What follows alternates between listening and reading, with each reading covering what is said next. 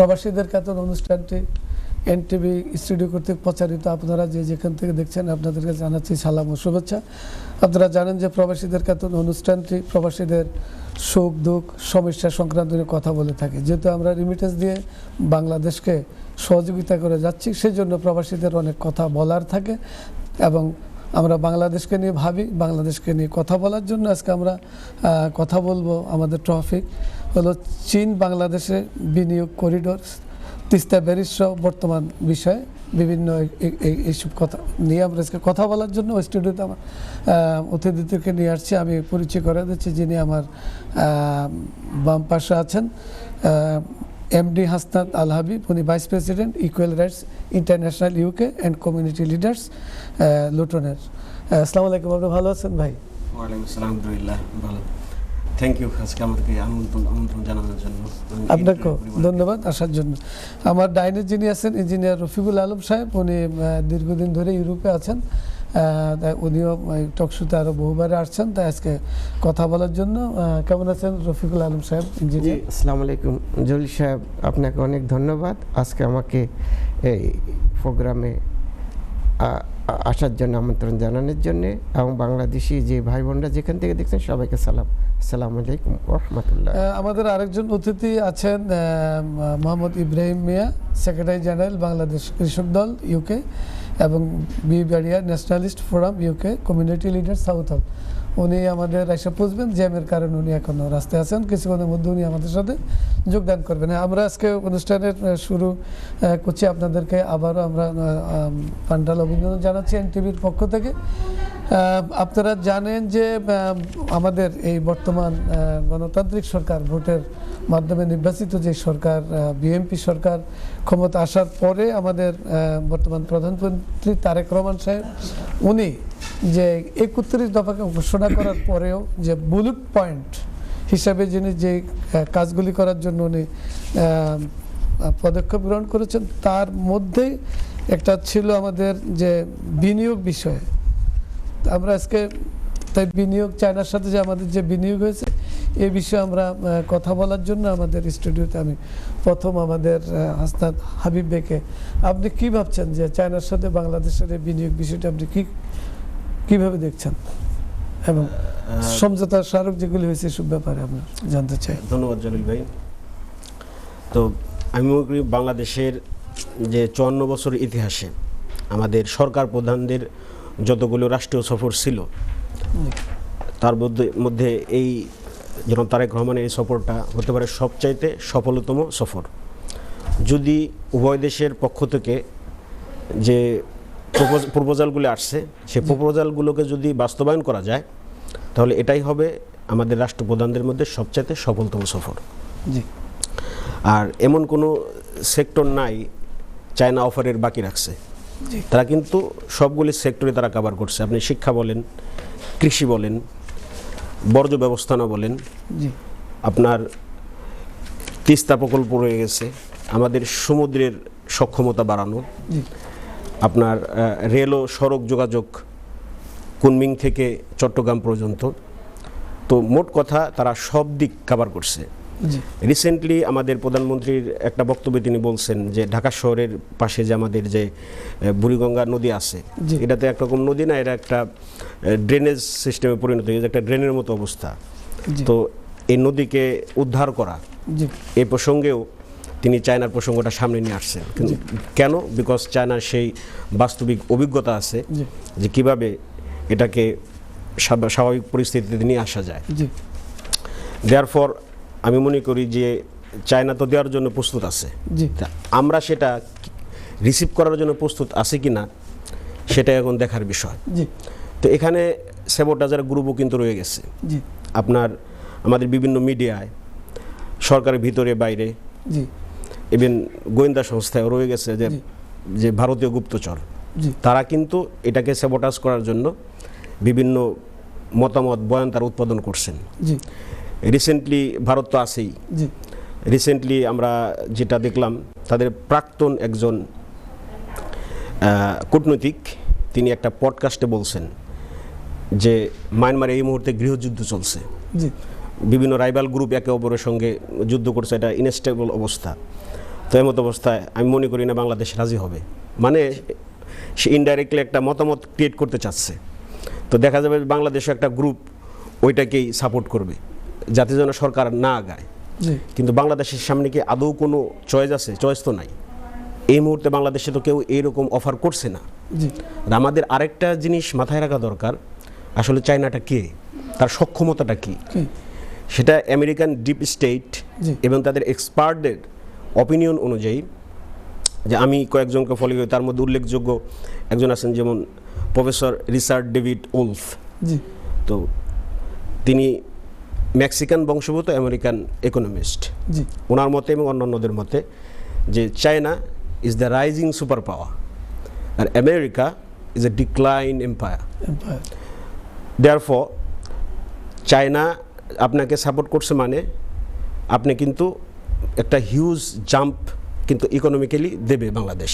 তারা এটাও বলছে যে আপনার ইকোনমিক স্ট্যাবিলিটির জায়গা থেকে ইন রিয়েল সেন্স চায়না কিন্তু আমেরিকাকে ছাড়াই গেছে, এবং বর্তমান বিশ্বের পলিসি নির্ধারণে চায়না কিন্তু গুরুত্বপূর্ণ ভূমিকা পালন করছে।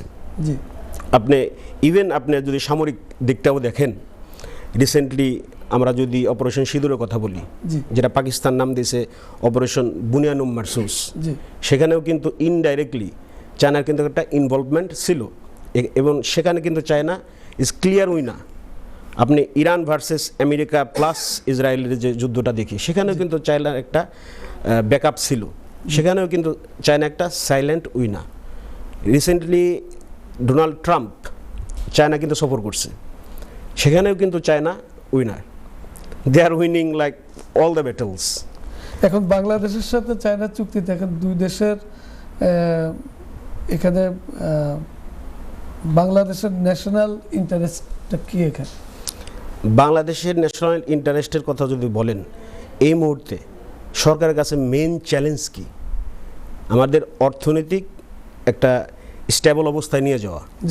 আমরা বলছি না আমরা উন্নত দেশ হয়ে যাব, আমাদের কাছে যে বলা হয় না অপার সম্ভাবনার বাংলাদেশ, যে সেখানে তো অপার সম্ভাবনার যে মুখ্য যে দুইটা বিষয় জিনিস, সেটা হলো আমাদের পোর্ট।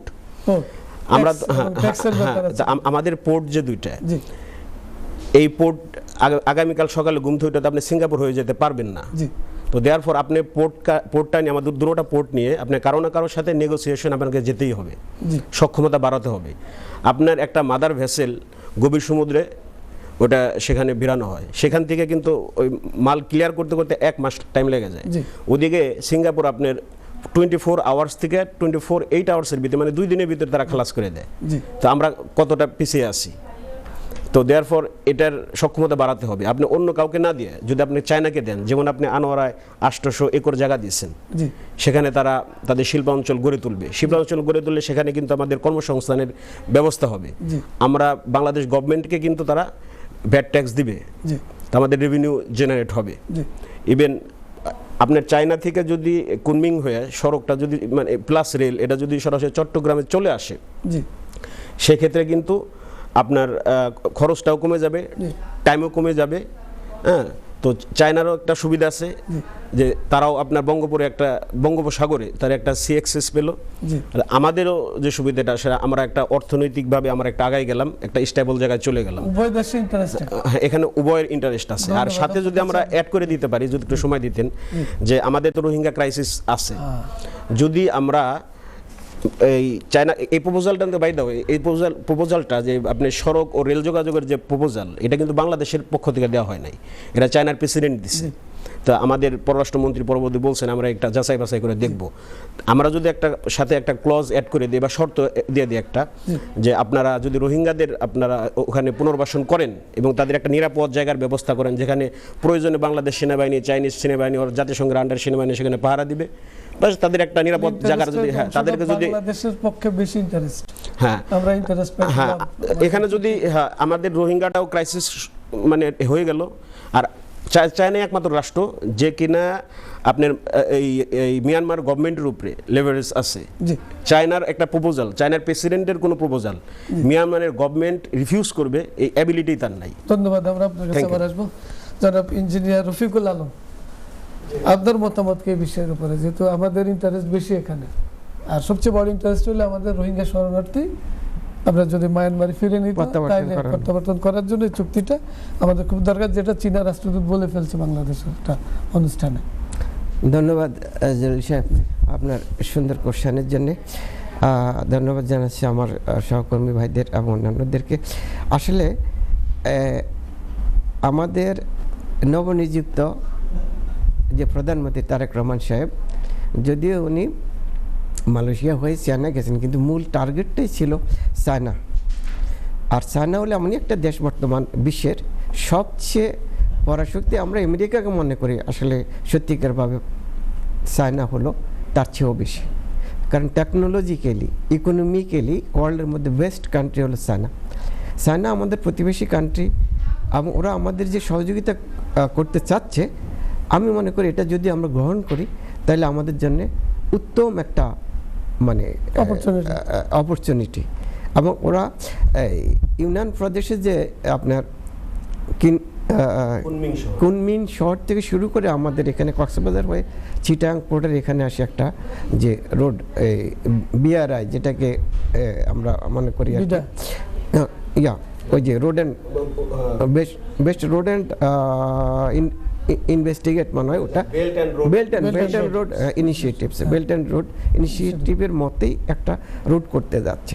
আর এটা বাংলাদেশের জন্য কতটুক ফলপ্রসূ হবে, কতটুকু ভালো হবে, এটা আমাদের চিন্তা করার দরকার। একটা দেশ একটা জাতি কেউ তাদের ইন্টারেস্ট ছাড়া কিছু করে না। তো সুতরাং ওনারা যে প্রস্তাব আমাদের দিছে, আমি মনে করি আমার তারেক রহমানের জন্যে, আমাদের এই বর্তমান গভর্নমেন্টের জন্যে একটা পারফেক্ট একটা ডিসিশন। এখন এটাতে সুবিধা হবে কোথায়? চায়না যে সমস্ত মাল এক্সপোর্ট করে, তারা মালাক্কা প্রণালী দিয়ে এটা বিশ্বের বিভিন্ন জায়গায় যায়। ওদের প্রায় ২৫০০ কিলোমিটার আপনার ঘুরে যেতে হয় বা তারও বেশি। আর এখান দিয়ে আসলে পরে আপনার 24 ঘন্টা মালটা আপনার চায়না থেকে এক্সপোর্ট হবে, ইন্দোনেশিয়ার ভিতর দিয়ে যেটা মালাক্কা প্রণালী, এটা ওই প্রণালী হয়ে যায়। এটা যেমন ইরানের আপনার যে হরমুজ প্রণালী, সেম জিনিস। ওটা যদি কোনো কারণে বন্ধ হয়ে যায় তাহলে আপনার বিরাট অর্থনৈতিকভাবে ক্ষতিগ্রস্ত হবে চায়না।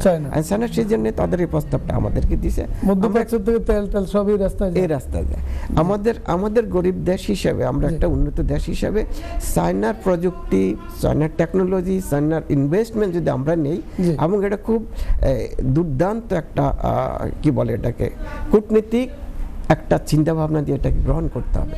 কারণ চায়না সাহায্য করবে, কিন্তু তারও ইন্টারেস্ট আছে। সুতরাং ওটাকে আমাদের কিন্তু মাথায় রাখতে হবে আমাদের গভর্নমেন্টকে।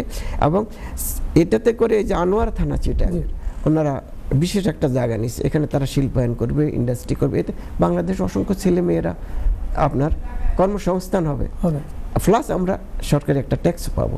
এইভাবে চায়নার যে সমস্ত প্রযুক্তি আমাদেরকে দান করছেন, এবং ওটাকে আমরা যদি গ্রহণ করি তাহলে আমাদের এই যে চট্টগ্রাম পোর্ট, চালনা পোর্ট এবং মংলা পোর্ট, 3টা পোর্টে আমাদের ডেভেলপ করে দেবে চায়না। এছাড়াও ওনারা তিস্তা প্রকল্পের সাথে জড়িত, ওনাদের টেকনোলজি, ওনাদের সব কিছু দিয়ে বাংলাদেশকে তিস্তা প্রকল্পের একটা নতুন একটা ব্যারিজ তৈরি করতে চাচ্ছে। এবং ওটার আশেপাশে যে সমস্ত আমরা মনে করেন যে জোন, ওগুলো ডেভেলপড হবে। ওই অঞ্চলের মানুষের যেমন জীবন জীবিকা এবং ফসলাদি থেকে সব কিছুর যেমন উন্নতি ঘটবে, সাথে সাথে হাজারো ছেলে মেয়ের কর্মসংস্থান হবে। সবচেয়ে ভালো জিনিস, চায়নার টেকনোলজিকে আমাদের সম্মান করতে হবে। এতে করে দেশ এবং জাতির জন্য ভীষণ উপকার হবে, এটা আমি মনে করি। ধন্যবাদ আপনাকে। আমি আবার ফিরে আসবো আপনার কাছে। আস্তার সাহেব, এই ব্যাপারে আর কিছু বলতে চান আপনি বিনিয়োগ বিষয়ের? যেহেতু তারেক রহমানের যে বুলেট পয়েন্টের মধ্যে উনি যে পয়েন্টগুলি করছেন, বিনিয়োগ, অর্থনৈতিক প্রবৃদ্ধি, বিনিয়োগ, শিল্পায়ন, কর্মসংস্থান সৃষ্টি, যুব সমাজের জন্য কর্মসংস্থান, এটা আসা যায়, উন্নয়নের নতুন চাকরির সুযোগ তৈরি, দুর্নীতি দমন এবং সুশাসন, এর মধ্যে অবকাঠামো উন্নয়ন, সড়ক, রেল, বন্দর, বিদ্যুৎ, ডিজিটাল যোগাযোগ সম্প্রসারণ, তারপরে হলো সুষম পররাষ্ট্রনীতিতে চীন, ভারত, যুক্তরাষ্ট্র বিভিন্ন দেশের সাথে ভারসাম্যপূর্ণ সম্পর্ক বজায় রেখে আমার জাতীয় স্বার্থ নিতে হবে, গণতান্ত্রিক প্রতিষ্ঠান শক্তিশালী করা। এগুলো হলো বুলেট পয়েন্ট। উনি কাজ শুরু করছে অলরেডি। চায়না কিন্তু যে এমওইউ যেটা মেমোরান্ডাম অফ আন্ডারস্ট্যান্ডিং স্বাক্ষর করছে, যেটা 17টা, এগুলো তো সবই এসে যাচ্ছে। জি। আপনার এই ব্যাপারে আরো কি মতামত আছে কিনা চায়নার তো, ব্যাপারে? না, আমি একটা আরো জিনিস- কি ইন্টারেস্ট আছে আমাদের গার্মেন্টস শিল্পের না, প্রতি কি আমি অবস্থা? আমি এখানে সঙ্গে ওনার সাথে আরেক কয়েকটা বিষয় অ্যাড করতে চাই বলুন। যে আপনার ওই মালাক্কা স্ট্রিপের কথা যে বললো, মালাক্কা প্রণালী, জি সেটা কিন্তু তাদের কনসার্ন, চায়না নিজেরাই কনসার্ন রেজ করছে 2003-তে। জি যদি কখনো কনফ্লিক্ট বা কোনো এরকম সিরিয়াস সিচুয়েশন হয়, জি তাহলে তাদের একটা বিকল্প রাস্তা দরকার। জি তো এমন না যে মানে এই মানে চায়নার বাংলাদেশকে দরকার নাই, জি চায়নারও কিন্তু দরকার আছে আচ্ছা বঙ্গোপসাগরের এক্সেসের জন্য।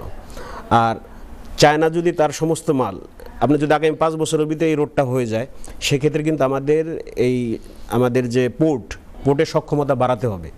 চায়নার জন্য এনাফ হবে না।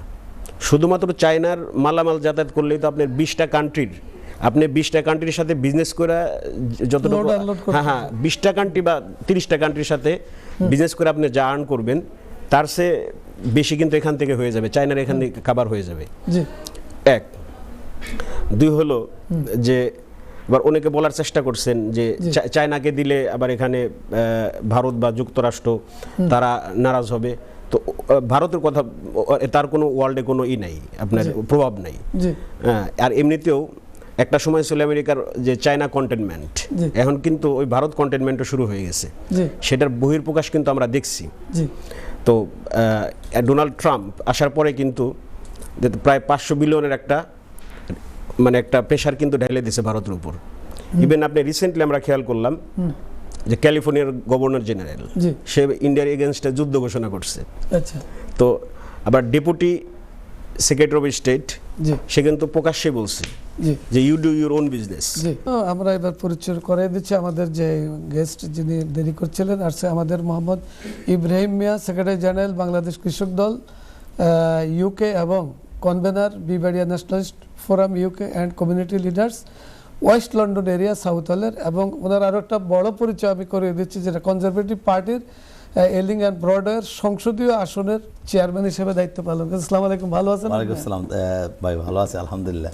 দেরি করেন আপনি? হ্যাঁ এটা ভাই একটু দূরে থাকি, বুঝছেন না, ছেলে মেয়ে নিয়ে একটু লন্ডনের বাইরে থাকি, এই জন্য সবসময় রাস্তায় জ্যাম পড়ে যায় লন্ডনে, আপনারা জানেন। ইনশাল্লাহ আগে ধন্যবাদ আপনাকে তা আসার জন্য। আমরা আপনার কাছে আপনাকে অসংখ্য যাচ্ছি ধন্যবাদ। যে আমাদের বর্তমান মানে যে বিএনপি সরকার ক্ষমতা আসার পরে জনাব তারেক রহমান যে 31 দফা উনি আপনার ঘোষণা করার পরে বুলেট পয়েন্ট হিসেবে উনি 5টাকে উনি নির্ধারণ করছেন। কেমন? এর মধ্যে অর্থনৈতিক প্রবৃদ্ধি, দুর্নীতি দমন, সুশাসন, অবকাঠামো উন্নয়ন, বিদেশি বিনিয়োগ আকর্ষণ, সুষম পররাষ্ট্রনীতি, গণতান্ত্রিক প্রতিষ্ঠাকে শক্তিশালী করা। জি। এখন উনি যে চায়নার সাথে যে চুক্তিগুলি করলেন, 17টা সমঝোতা স্বাক্ষর হলো, এর ভিতর কাজ শুরু হয়ে গেছে আমাদের। এখন বর্তমানে দেশের এই পরিস্থিতির আলোকে একটা দেশকে উন্নয়ন করতে হলে দেশের আইন শৃঙ্খলা স্থিতিশীল রাখা, জি। তার আলোকে আপনার মতামত কি? ধন্যবাদ ভাই, আপনি আমার মতামত চাচ্ছেন। আলহামদুলিল্লাহ, আল্লাহ তাআলা সুযোগ দিছে যে আমরা আপনাদের মাঝে এসে এবং এনটিভির স্ক্রিনের সামনে এসে দুইটি কথা বলতে পারতেছি। এনটিভি যারা দেখছেন দেশে এবং বিদেশে, ইউরোপে, আপনাদের সবাইকে জানাচ্ছি আন্তরিক শুভেচ্ছা, অভিনন্দন। আসসালামু আলাইকুম। অসংখ্য ধন্যবাদ জলিল ভাই। বাংলাদেশের যে বর্তমান প্রেক্ষাপট, আপনার আগের দুইজনের বক্তব্য বলছেন, বাংলাদেশের 2 বছর আগের প্রেক্ষাপট এবং 2 বছর আগের প্রেক্ষাপট এবং ইলেকশনের পরের প্রেক্ষাপট, মানুষ কিন্তু বিবেচনা, 17 বছরের ভঙ্গুরটা মানুষ কিন্তু বিবেচনা করতেছে। জি আপনি দেখেন যে একটা নিয়মতান্ত্রিক একটা সিস্টেমের ভিতরে চলে আসছে। আমাদের প্রিয় নেতা, আমরা বলি না যে 1 বছরের জন্য আমার ছেলেটা ইংল্যান্ডে ছিল, অনেক একটা ভালো হাই এডুকেশন নিয়ে বাংলাদেশে এসেছে এবং ভালো একটা কোম্পানিতে জব করতেছে। বাংলাদেশে কিন্তু অনেক বড় পাওয়া হচ্ছে বিদেশে লেখাপড়া করে যখন ছেলেরা ব্যাক করে যায়। তো সেই জায়গাতে আমি মনে করেন যে আমাদের নেতা, বর্তমান prime minister PM Tarique Rahman, উনি 17 বছর এডুকেশনের পরে কিন্তু এই দেশ থেকে গেছেন। প্রতিদিনই কিন্তু শিক্ষা এই দেশের স্টেটে, আপনার রাস্তায় যখন চলবেন আপনি স্ট্রিটে, তখন কিন্তু প্রতিদিনই নতুনত্ব একটা জিনিস কিন্তু আমরা আমাদের সন্তানরা আমরা শিখছি। তো তেমনটি আমাদের নেতাও শিখে গেছেন এবং ইসলাম যেটা বলছে ওটাই শিখছেন, এটাই শিখছে। আমি সবচেয়ে বড় যে জিনিসটা উনি শিক্ষা গ্রহণ করে গেছেন, আমরা 2টা জিনিস উপলব্ধি করতে পেরেছি বিদেশ থেকে বসে। যদি আমি ইলেকশনে ছিলাম, ইলেকশনের পরেও সংসদ অধিবেশনে ছিলাম সংসদ ভবনে, কিন্তু আলহামদুলিল্লাহ ওনার যে 2টা বড় যেই শিক্ষণীয় যে 2টা স্টেপস উনি সারা বাংলাদেশের মানুষের কাছে প্রশংসনীয় হয়েছেন, যে অন টাইমে অফিসে যাওয়া, প্রাইম মিনিস্টার হয়ে অন টাইমে অফিসে যাওয়া এবং বাধ্যতামূলক সকল মিনিস্টার্স এবং the secretarials everyone they following this. এটা যে রাষ্ট্রের কতটুকু উন্নয়নের ধারাকে মানে একটা মার্চের দিকে নিয়ে যাচ্ছে, অগ্রগতির দিকে নিয়ে যাচ্ছে, এটা শুধু যারা ইনফ্রাস্ট্রাকচারটা বাংলাদেশের যারা রাষ্ট্রযন্ত্র চালাচ্ছে, হাই এডুকেটেড যে বাংলাদেশের যে অবকাঠামো যে মানুষগুলো, তারা ঠিকই রন্ধে রন্ধে উপলব্ধি করতে পারতেছে। তাই বিনিয়োগ নিয়ে শুরু আরেকটা জিনিস হচ্ছে যে সেকেন্ডলি জি বাংলাদেশে আপনি গণতান্ত্রিক মুভ যে বলছেন, গণতান্ত্রিক মুভ আপনি দেখেন, উনি ওনার এক্সট্রা অর্ডিনারি কোনো কিছু পাওয়ার উনি দেখাচ্ছেন না। জি। উনি ট্রাফিক লাইটে ওনার গাড়ি নিয়ে দাঁড়িয়ে যাচ্ছেন এবং ইয়েলো বক্সের যে সিস্টেমটা আমরা কিন্তু এই দেশে ফলো করি, বাংলাদেশে ইয়েলো বক্সেরটা ছিল না জাংশনে, যে জাংশনে ক্যামেরা করে আপনাকে পেনাল্টি দেওয়া হবে, পয়েন্ট দেওয়া হবে, লাইসেন্সের উপর পয়েন্ট আসবে, জরিমানা হবে। হ্যাঁ, স্পিড ক্যামেরা ছিল কিছুদিন আগে, বাট ওই জাংশনগুলো যেখানে আপনার বেশিরভাগ জামটা সৃষ্টি হয় কিন্তু চার রাস্তার মোড়ে, যেখানে মানে এলোপাতারিভাবে লাল লাইট বন্ধ, মানে গ্রিন সবুজ বাতি বন্ধ হয়ে যাওয়ার পরেও তারা লাল লাইটে ঢুকে যেত। এই জিনিসটা মানে বিগেস্ট এরিয়াগুলো, ঢাকার মেইন পয়েন্টগুলো, এগুলো কিন্তু উনি দাঁড়িয়ে মানুষকে শিক্ষা দিয়েছেন। আর সবাই যদি ফলো না করে, অন্তত কিছু লোকে ফলো করছেন, শ্রমজীবী মানুষরা, দিনমজুর মানুষরা, এরা কিন্তু ওনাকে ফলো করে যাচ্ছেন এবং ওনার যে প্রতিহিংসার রাজনীতিতে উনি নাই, এটাও উনি বারবার প্রমাণ করে যাচ্ছেন। যে আপনি দেখেন যে আমার পেছনে দুইটা হাড্ডি এখনও জোড়া লাগেনি, আমার কাছে I am the prime minister, I have the power. আমি এই পাওয়ারটা অ্যাপ্লাই করলে কি আমার হাড্ডি জোড়া লাগে যাবে? আমি আমার মৃত মাকে, মরহুমা মাকে এবং আমার মরহুম ভাইকে যদি জিজ্ঞেস করতাম যে তোমরা একটা বিগত সরকার আমরা অত্যাচারিত হয়ে তোমরা নিপীড়িত হয়েছ, তারা জীবিত থাকে, তারাও বলতো না, আমরা গেট ব্যাক যাওয়ার দরকার, আমাদের পেছনের দিকে তাকাইয়া রিভেঞ্জের দরকার নাই, গো ফরওয়ার্ড।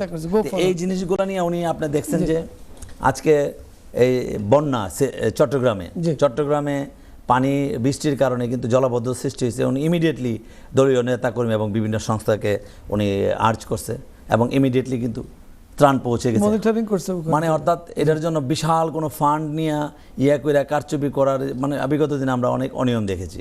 সবগুলো জিনিসকে শৃঙ্খলতা, গণতান্ত্রিক প্রক্রিয়ায় দেশ পরিচালনা এবং টাইম মেনটেন করা এবং মানে যে কোনো কিছুতে হামসে পড়া কনে যে পাওয়ার অ্যাপ্লাই উনি যেহেতু করছেন না, ওনার যে মতাদর্শী যারা ওনার স্টাফ, ওনার যে নেতাকর্মীরা, হ্যাঁ, এবং আমাদের যে দলীয় নেতাকর্মীরা কিন্তু কেউ কিন্তু যদিও মানে মনোভাব থেকে যে আমি একটা পাওয়ার অ্যাপ্লাই করবো, they wouldn't be able to that, তারা কিন্তু they can't do it and they didn't. এই চায়নার সাথে যে বিনিয়োগটা হলো, এটার ব্যাপারে আপনার কি? কোনটা? যে চায়নার সাথে বাংলাদেশের ভেরি গুড, ফ্যান্টাস্টিক একটা ভিজিট ছিল। চায়না ভিজিটে অবশ্যই শুধু আমি না, আমাদের যে যারা অপোজিট মতাদর্শী আছে তারাও কিন্তু এটাকে পজিটিভলি দেখছেন যে আমাদের বিগ পাওয়ার হচ্ছে এই এশিয়ার ভিতরে চায়না। যদিও পশ্চিমাদের আদর্শে বা তাদের কাছে কালচার, কৃষ্টি, তাদের সহযোগিতা আমাদের সময় সময় প্রয়োজন ছিল, বাট ইকোনমিক্যালি আমরা যেহেতু উন্নয়নশীল দেশ, আরেকটি উন্নয়নশীল দেশের কাছ থেকে আমরা অনেক কিছু পাওয়ারও আছে, শিক্ষারও আছে, কারণ তারাও গরিব ছিল। আপনি জানেন মাং সেতুর চায়না 1953 সালে যখন তারা ভঙ্গুর চায়নাকে তারা ইকোনমি, তারা ওই যে কি বলে যে তারা এমার্জেন্ট ট্রাইগার হিসেবে তারা অবতীর্ণ হয়েছিল, তাদের কাছ থেকে আমাদের অর্থের যে ইয়েটা তাদের সাথে কিন্তু সমমান আছে। এবং ওই আকারে আপনি দেখেন চায়নাতে একটা বাসা নিলে, একটা হাউস নিলে 3 বেডরুম, বাংলাদেশের টাকায় কিন্তু আপনি ওই পরিমাণে টাকা খরচ করে নিতে পারতেছেন, এটা কিন্তু এফোর্ড করতে পারছেন। বাট আপনি কিন্তু ইংল্যান্ডে বা আমেরিকাতে, ইউরোপে পারছেন না। সেই সুবাদে আমাদেরকে ফলো করা দরকার, আমাদের মেন্টর হওয়া দরকার কে? চায়না। হ্যাঁ, পার্শ্ববর্তী রাষ্ট্র India, they are doing very well for us. তাদের 3 দিক দিয়ে তারা আমাদেরকে ঘিরে রেখেছে। আমি দলীয়ভাবে বলবো না, তারা সবসময়, মানে আমি বিএনপি করি বলে এটা না যে আমি ইন্ডিয়া বিরোধী কথা বলতেছি, তারা সবসময় একটা কর্তৃত্ব দেখানোর যে একটা চেষ্টা করে যাচ্ছিল। আমি মনে করি আমাদের যে দল, আমাদের ম্যাডাম খালেদা জিয়া বারবারই বলে গেছেন জীবদশায়, আমি দেখেছি ওনার জীবদশা আমাদের ছোটবেলা, আমার হয়তো দেখার সৌভাগ্য হয়নি আমাদের প্রয়াত রাষ্ট্রপতি জিয়াউর রহমান সাহেবকে। ওনারও ওই নীতি দিয়েই ছিল যে আমরা কোনো প্রভু রাষ্ট্রের ইয়ে হব না, দাসত্ব হব না, আমাদেরকে তারা দাসত্ব করবে আর আমরা প্রভু বলে ডাকবো না, আমরা বন্ধুত্ব রাষ্ট্র হিসেবে পার্শ্ববর্তী রাষ্ট্রের সাথে আমরা বিহেভিয়ার করব, আমরা বন্ধুত্ব সুলভ আচরণ আমরা তাদের কাছে চাই। হ্যাঁ, সময় অসময় তাদের পণ্য আমাদের বাজারে আসবে, আমাদের পণ্য তাদের বাজারে যাবে, আমাদের মাইগ্রেশনটা বিভিন্ন সুবিধা অসুবিধা বিভিন্ন বাংলাদেশের অনেকগুলো রাষ্ট্রের, পশ্চিমা রাষ্ট্রের এম্বাসি নাই, সেই এম্বাসিগুলো ইন্ডিয়াতে আছে বলে আমাদেরকে ইন্ডিয়ার মধ্যে যাইতে যেতে হচ্ছে, আমরা তাদের সহযোগিতা নিচ্ছি। তাই বলে এ না যে তারা আমাদের প্রভু, আপনার দোকানে আমি যাই, আপনার ব্যবসায় আমি যাই, আমি শপিং করি বলে আমি আপনার দাসত্ব হয়ে গেছি, আমি আপনার কাস্টমার। তো এই সেন্সে আমি মনে করি যে ইন্ডিয়ার সাথে আমাদের একটা ব্যবসায়িক সম্পর্ক অবশ্যই থাকবে, তবে ইন্ডিয়া কখনো আমাদের এখানে বিনিয়োগ করতে আসে নাই বিগত দিনে, but China they will do. আপনি জানেন যে ইতিমধ্যে উনি হয়তো বলেছে যে 25টা big businessman in China, 125 businessman from China all over, top বিজনেসম্যানদের সাথে উনি বিজনেস করে বিডার চেয়ারম্যান আমাদের আশিক চৌধুরীর সাথে বসাইছে। এবং চায়নাতে কিন্তু আমাদের এখন মোটামুটি আমাদের ইনভেস্টরদের জন্য অফিসে, বিনিয়োগের বিডার অফিসে, that is very good initiative for our next generation. তারা ওপেন একটা মার্কেট পাবে চায়নাতে। আমরা প্রবাসীরা চাই এটা হোক, আমরা চাই। জি, থ্যাংক ইউ, ধন্যবাদ স্যার। এবার আমরা যাচ্ছি যে চুক্তির আরেকটা অংশ, আমরা এবার তিস্তা ব্যারেজ নিয়ে আলোচনা করব। আমাদের এই তিস্তা ব্যারেজ করার এত প্রয়োজন কেন আপনার কাছে জানতে চাই, এবং প্রবাসীদের কি করণীয় আছে সেখানে। থ্যাংক ইউ জলিল ভাই। দেখেন, তিস্তা প্রকল্প বাস্তবায়নের এটা আমাদের কোনো বিকল্প আছে কিনা, অ্যান্সার ইজ নো। আমাদের হাতে কোনো বিকল্প নাই। এটা পূর্বেও ছিল কিনা, পূর্বেও ছিল না। দেয়ারফর তিস্তা প্রকল্প আমাদের বাস্তবায়ন যে কোনোভাবে হোক এটা করতে হবে। এবং প্রধানমন্ত্রী তিনি কিন্তু পার্লামেন্টে বলেছেন at any cost Teesta project তিনি বাস্তবায়ন করবেন। সেক্ষেত্রে চায়নার যে প্রপোজাল আসছে, তো চায়নার যদি হেল্পে আমরা এটা করি, দেখেন এটা তো একটা বিশাল কর্মযোগ্য। এখানে তো শুধুমাত্র তো ব্যারেজ না, এখানে নদী খননের ব্যাপার আছে, জলাধার নির্মাণের ব্যাপার আছে, এবং ড্রাই সিজনে লক্ষাধিক হেক্টর জমিতে পানি সেচের ব্যবস্থার ব্যাপার আছে। এখানে পাশে শিল্পাঞ্চল গড়ে তোলা, সেখানে পর্যটন এরিয়া গড়ে তোলা, মানে বিশাল এক পরিকল্পনা সরকার হাতে নিচ্ছে। তো এটা যত দ্রুত এখানে আমরা তো দেখতে চাই যে আপনার চাইনিজ যে আপনার ইঞ্জিনিয়ার্স বা তাদের কাজ শুরু হয়ে গেছে, বিষয়টা আমরা এইভাবে দেখতে চাই। এটা বাংলা একটা কথা আছে যে লেট করলে দেরি হয়ে যাবে, তো সরকার যত লেট করবে তত দেরি হয়ে যাবে। তো দেয়ারফর এটা কালক্ষেপণটা আমি কোনোভাবে সমর্থন করি না, এটা যত দ্রুত সম্ভব কাজে হাত দেওয়া। আর আরেকটা কথা আপনি বলছেন যে আমরা প্রবাসীরা কীভাবে এখানে হেল্প করতে পারি, তো আমি এখানে একটু তথ্য ঘাটাঘাটি করলাম, তাতে আমি জানতে পারলাম যে এই প্রকল্পে প্রাথমিক খরচ ধরা হয়েছে $750 মিলিয়ন। সেখানে চায়নার কাছ থেকে গভর্নমেন্ট এক্সপেক্ট করছে যে $550 মিলিয়ন চায়নার কাছ থেকে গভর্নমেন্ট ঋণ নেবে, আর বাকি $200 মিলিয়ন অন্য অন্য খাত থেকে গভর্নমেন্ট কভার করবে। তো গভর্নমেন্টের কাছে আমার একটা আহ্বান, বাংলাদেশ সরকারের কাছে, দেখেন আমরা প্রবাসীরা যারা আছি অ্যারাউন্ড 1.5-2 কোটি আছি, আমরা প্রতি মাসে প্লাস মাইনাস $3 বিলিয়ন মার্কিন ডলার বাংলাদেশে পাঠাই রেমিটেন্স। আর সেখানে তো 1 বিলিয়নও না, আধা বিলিয়ন, মানে 550 মিলিয়ন অনলি। তো এটা যদি আপনি প্রবাসীদের এখানে মানে কন্ট্রিবিউশন করার সুযোগ দেন, আপনি যদি বন্ডের ব্যবস্থা করেন, যে একটা বন্ড যদি ফর এক্সাম্পল একটা বন্ড যদি আপনি $300 মার্কিন ডলার হয়, $300, সেক্ষেত্রে 18,30,000 এক্স্যাক্টলি টু বি প্রিসাইজ। তো মানুষ যদি একটা করে কিনে তাহলে আপনার এই বন্ড পুরো বিক্রি হয়ে গেল, মানে আপনার $550 মিলিয়ন কালেক্ট হয়ে গেল। তো এই সুযোগটা যদি প্রবাসীদের দেন, যেহেতু এই সরকার প্রবাসী বান্ধব সরকার, আমাদের মালিক ভাই সহ অনেকে আছে কিন্তু এই সরকারে, তো আপনি যে প্রবাসীদের এঙ্গেজ করেন, এতে কি হলো যে চায়নার কাছ থেকে আপনি ঋণটা নিতে হলো না, আপনি ঋণ নিলে তো আপনাকে সুদ সহ ফেরত দিতে হবে। তো আপনি ওইটা প্রবাসীদের সুযোগ দেন, তো প্রবাসীরা তো দেশ নিয়ে ভাবে, চিন্তা করে, মানুষের সাথে একটা কানেক্ট থাকলো, গভর্নমেন্টের সাথে দেশের সাথে একটা মানে কানেকশন হলো। আর আরেকটা প্লাস পয়েন্ট, আমার ঋণও নিতে হলো না। সরকার চাইলে এটা ভেবে দেখতে পারে, এবং এটা আমি মনে করি খুবই সম্ভব। যেখানে আমরা 3 বিলিয়ন প্লাস মাইনাস পাঠাইতে পারি রেমিটেন্স, সেখানে আধা মিলিয়ন, অনলি আধা বিলিয়ন। আপনি জানাচ্ছেন যে প্রবাসীদেরকে ইনভলভ করার জন্য সেটা বন্ডের মাধ্যমে, এটা আমি এর মেটা লেখা, আপনিও লিখছিলেন আপনার ফেসবুকে। ধন্যবাদ আপনার কাছে। আমরা জানতে চাই ইঞ্জিনিয়ার আমাদের রফিকুল আলম সাহেব, যে তিস্তা ব্যারেজ এবং আরো তো আমাদের 300 টোটাল 54টা নদীতে তো ভারত বাদ দিয়ে রাখছে বিভিন্ন সালগুলিতে, এবং আরো ছোট খাটো মিলে 300-র উপরে আছে আমার এটা স্ট্যাটিস্টিক্সে, যেটা আমি ফারাক্কা নিয়ে আন্দোলন করছি। আপনার এইটা ব্যাপারে কি মতামত জানতে চাই যে এটা যে ওকে, ধন্যবাদ সাহেব, ধন্যবাদ আমার সাথী ভাইদেরকে। আসলে তিস্তা ব্যারেজ প্লাস যেটা যে রোড চায়নাকে দেওয়া হয়েছে তাদের ইয়ে থেকে, কুনমিন থেকে শুরু করে চিটাগ, এই সম্পূর্ণ প্রকল্পগুলাই আসলে কিন্তু মূলত চায়নার যেটা মূল প্রযুক্তিতে স্বাক্ষরিত হয়েছে, এবং ওটাতে আছে। ওদের প্রযুক্তিতে, ওদের টেকনোলজিতে এগুলো তৈরি হতে যাচ্ছে। এটা বাংলাদেশের জন্য বিশেষ বিশেষ বিশেষ একটা মানে পদক্ষেপ আমি মনে করি। আসলে এই যে তিস্তা এবং যে ফারাক্কা ঠিক সেম সেম সেম একটা ব্যারেজ। এই ব্যারেজটা 1962 সাল থেকে এটা হয়ে আসছিল, কিন্তু লাস্ট অফ অল 1975 সালের 21শে এপ্রিলে আসে এটা যদিও শেষ হয়েছে। কিন্তু ফারাক্কার পানিটুকু যখন ওরা ছাড়বে, বা ওটা জাস্ট ইন্ডিয়া বলছে কি এটা একটা টেস্টিং, আর ওই টেস্টিং আজ পর্যন্ত শেষ হয়নি, শুধু টেস্টিং। অর্থাৎ হ্যাঁ, এই যে 75-এর 21শে এপ্রিল থেকে ওটা করলো, অর্থাৎ ইন্ডিয়ার সাথে আমাদের সত্যিকারভাবে বন্ধুত্ব সুলভ কোনো আচরণ আমরা আজ পর্যন্ত পাই নাই এবং পাচ্ছি না। আর এই তিস্তা ব্যারেজ এতেই ইম্পর্টেন্ট যে উত্তরাঞ্চলের রংপুর থেকে শুরু করে এই অঞ্চলের এই মানুষের আমার মনে হয় কয়েকটা জেলা মিলে তাদের পানির সময় পানি থাকে না, আবার গ্রীষ্ম সিজনে তারা মরুভূমি। তারা যে ভারত যে বলে যে তারা হুগলি মানে নদীতে বাদ দিয়ে পানিটা নিচে হুগলি সহ কলকাতা বন্দর রক্ষা করা। কলকাতা বন্দর আছে কি এখনো? আছে? আপনারা জিজ্ঞেস করি, পাবলিক জানে বন্দর আছে? কলকাতা বন্দরকে রক্ষা করার জন্য তারা কিন্তু ফারাক্কা বাঁধটা করছে, কিন্তু কলকাতা বন্দরে নাই, সে বন্দরে নাই। তো এখন আমাদের তারেক সাহেব অথবা নতুন গভর্নমেন্ট যে পদক্ষেপ নিছেন তিস্তা ব্রিজ করার জন্য, অথবা বাংলাদেশে চীনা যে বিনিয়োগ এবং যে জনাব আশিক চৌধুরী সহ যারা যে সমস্ত পদক্ষেপ নিচ্ছেন, এবং ওনাদের যে সমস্ত কোম্পানি 114টা মনে নাকি 125টা যে বৃহৎ যে কোম্পানিগুলো বাংলাদেশে ইনভেস্ট করতে চায়, এতে করে শুধু বাংলাদেশের স্ট্রাকচারে চেঞ্জ হয়ে যাবে। এতে করে বাংলাদেশের হাজার হাজার লক্ষ লক্ষ ছেলে পেলে কাজ করবে, বাংলাদেশ ডেভেলপড হবে, কিছুটা হইল সিঙ্গাপুরের মতো কিছুটা বাংলাদেশ হবে।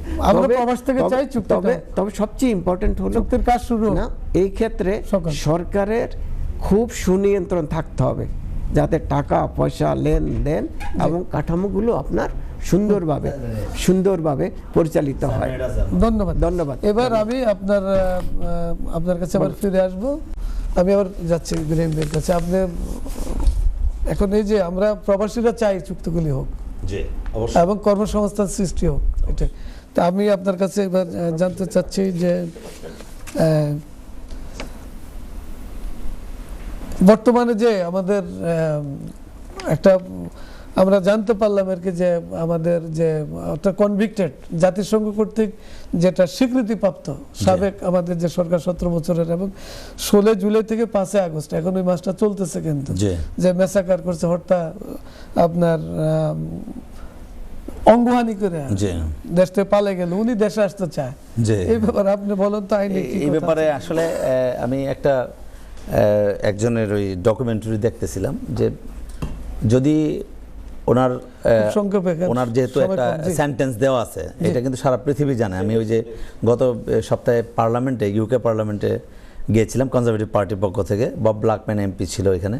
তো ওরা কথা বললো যে তোমার এক্স প্রাইম মিনিস্টার তো সেন্টেন্স হয়ে গেছে, মৃত্যুদণ্ড।